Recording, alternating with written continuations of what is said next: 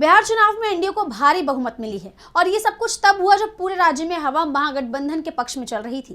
दोनों चरणों में हुई बम्पर वोटिंग के बाद महागठबंधन आश्वस्त नजर आ रहा था, लेकिन नतीजे विपक्ष की उम्मीद से बिल्कुल उलट आए, जिसे लेकर विपक्ष की तरफ से हार की समीक्षा करने की बात कही गई थी।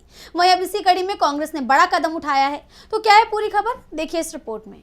बिहार चुनाव के नतीजे आने के बाद तस्वीर साफ हो गई है। एनडीए सत्ता में लौट आई है और अब तो नई सरकार का गठन भी हो गया। हालांकि चुनाव में हवा महागठबंधन के पक्ष में चलती दिख रही थी, लेकिन फिर भी जीत एनडीए को मिली। राज्य की 243 सीटों में से एनडीए को 202 सीटों पर जीत मिली, जबकि मुख्य विपक्षी पार्टी आरजेडी 25 सीटों पर सिमट के रह गई। कांग्रेस के खाते में सिर्फ 6 ही सीटें आईं, जिसके बाद कांग्रेस ने हार की समीक्षा करने की बात भी कही थी और अब इसकी शुरुआत भी कर दी गई है। इसके लिए 27 नवंबर को दिल्ली में पार्टी मुख्यालय में बड़ी बैठक बुलाई गई है, जिसमें बिहार कांग्रेस के सभी प्रमुख नेता, विधायक और प्रत्याशी शामिल होने वाले हैं। मीडिया रिपोर्ट्स के मुताबिक बैठक में कांग्रेस के उन सभी 61 प्रत्याशियों को भी बुलाया गया है जिन्होंने इस चुनाव में पार्टी का प्रतिनिधित्व किया था। उन सभी प्रत्याशियों को अपने क्षेत्र की रिपोर्ट प्रस्तुत करनी होगी, जिसमें ये बताया जाएगा कि किस वजह से हार का सामना करना पड़ा, स्थानीय स्तर पर कौन से मुद्दे प्रभावी रहे और संगठनात्मक कमियों ने कितनी भूमिका निभाई।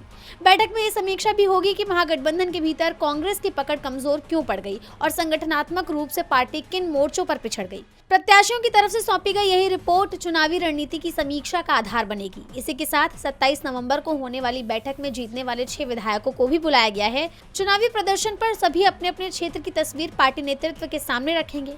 इसे लेकर राजनीतिक जानकारों का मानना है कि ये बैठक बिहार में कांग्रेस की साख बचाने और संगठन को मजबूत करने की दिशा में कारगर साबित हो सकती है।